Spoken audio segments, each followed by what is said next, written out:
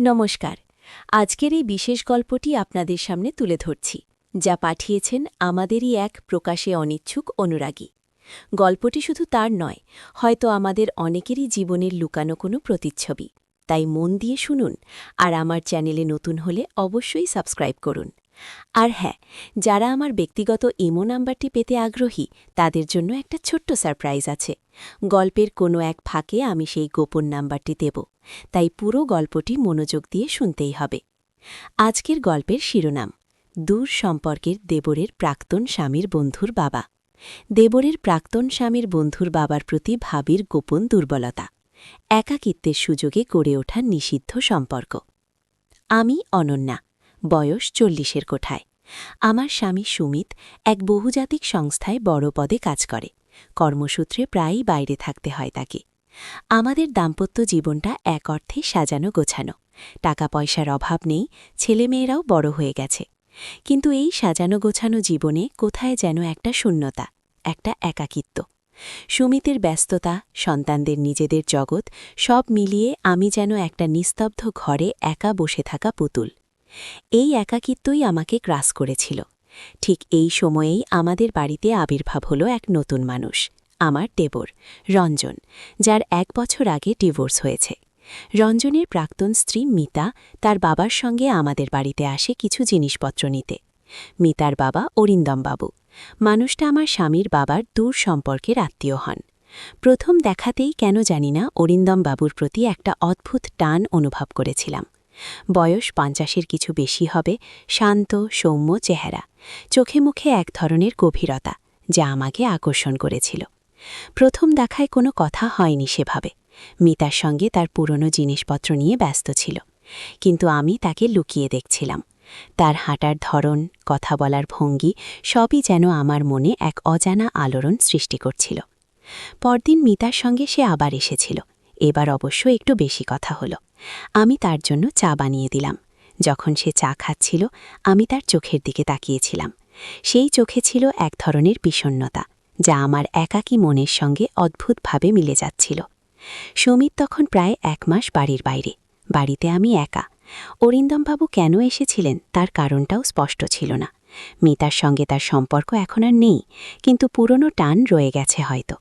কিন্তু আমার মনে হচ্ছিল এই আশার পিছনে অন্য কোনো কারণ আছে। কয়েকদিন পর মিতা ফোন করে জানালো তার বাবার একটু অসুবিধে হয়েছে। অরিন্দমবাবু এই শহরে একা থাকেন, তার কোনো আত্মীয়ও নেই এখানে।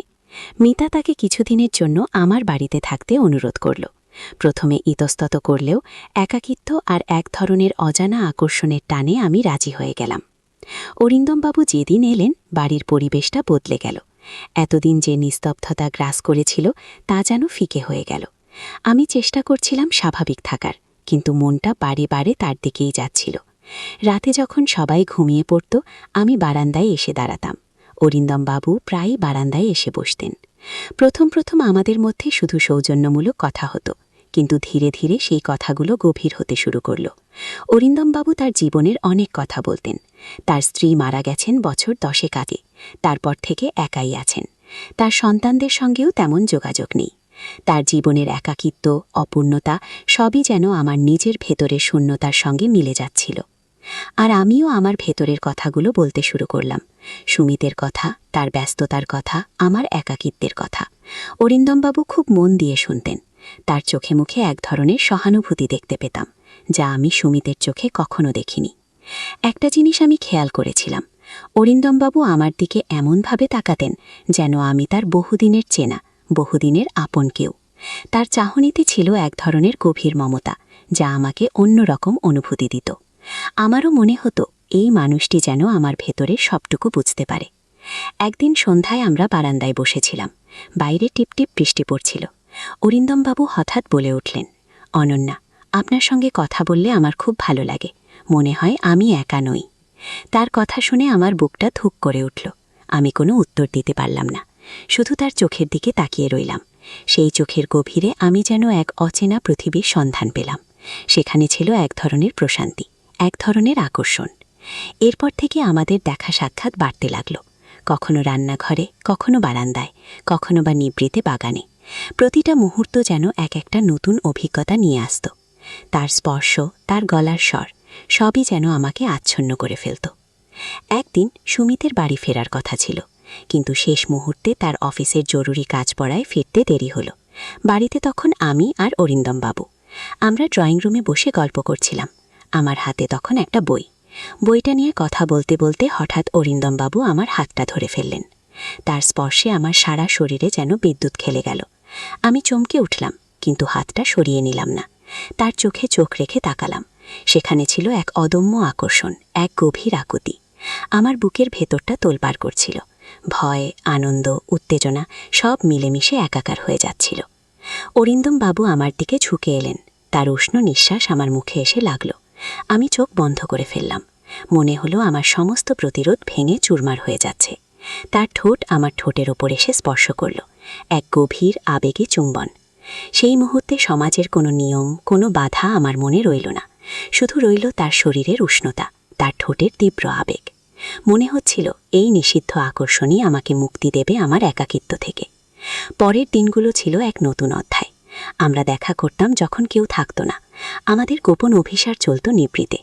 তার স্পর্শে, তার সান্নিধ্যে আমি খুঁজে পেতাম এক অন্য আমিকে। আমার একাকিত্ব যেন নিমেষে উধাও হয়ে যেত, কিন্তু এর সঙ্গে মিশে থাকত এক গভীর ভয়। যদি কেউ জেনে যায় তবে কি হবে? একদিন অরিন্দম বাবু আমাকে বললেন, অনন্যা, আমি তোমাকে ভালোবাসি। এই ভালোবাসা হয়তো সমাজের চোখে অন্যায়, কিন্তু আমার হৃদয়ের গভীর থেকে আসা। তার কথাগুলো শুনে আমার চোখে জল এসে গেল। আমি তাকে জড়িয়ে ধরলাম। এই নিষিদ্ধ ভালোবাসাই যেন আমার বেঁচে থাকার একমাত্র অবলম্বন হয়ে উঠেছিল। কিন্তু এই গোপন সম্পর্ক কি দীর্ঘস্থায়ী হবে? সমাজের চোখ কি এড়িয়ে যাওয়া সম্ভব? আমার ভেতরে ভয় আর উত্তেজনা মিলেমিশে একাকার হয়ে যাচ্ছিল।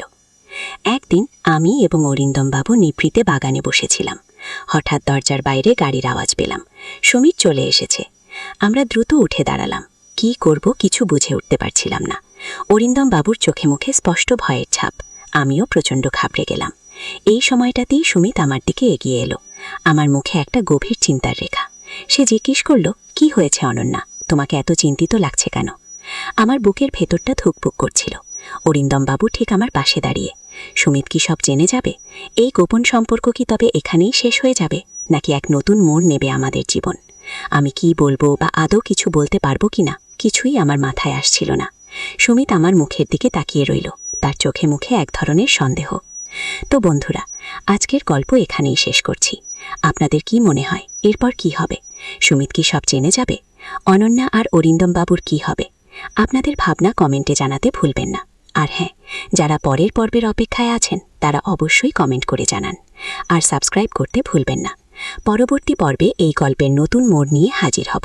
ততক্ষণ ভালো থাকবেন, সুস্থ থাকবেন।